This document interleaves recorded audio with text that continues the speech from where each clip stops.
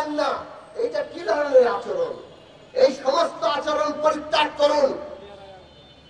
আজকে ঢাকা বিশ্ববিদ্যালয়ে সাম্যকে হত্যা করা হয়েছে, একজন আন্দোলনকারী ছাত্র, তাকে হত্যা করা হলো।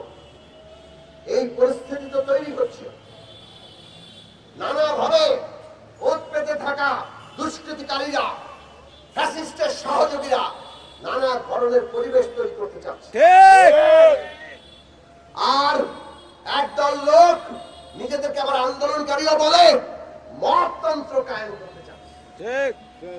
তারা নারীর উপরে আক্রমণ করে, তারা মাগারে আক্রমণ করে, তারা হিন্দু সম্প্রদায়ের উপর আক্রমণ করে।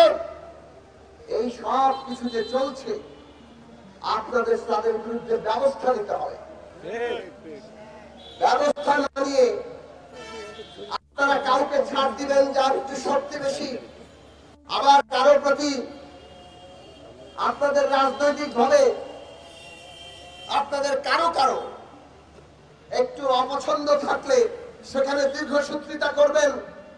এই সমস্ত কিছু আপনাদের আচরণ, এইটা আপনাদের সরকারের যে বৈশিষ্ট্য তার সাথে যায় না।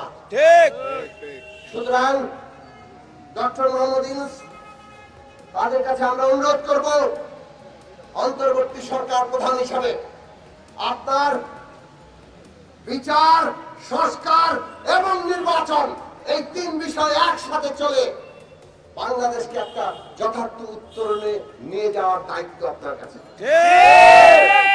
বিচার, সংস্কার, নির্বাচন, এই তিনটা একসাথে চলতে হবে। এই তিনটার সাথে কেউ কোনো বিরোধ লাগিয়ে দিয়ে কোনো কিছু প্রলম্বিত করা জনগণ মানবে না।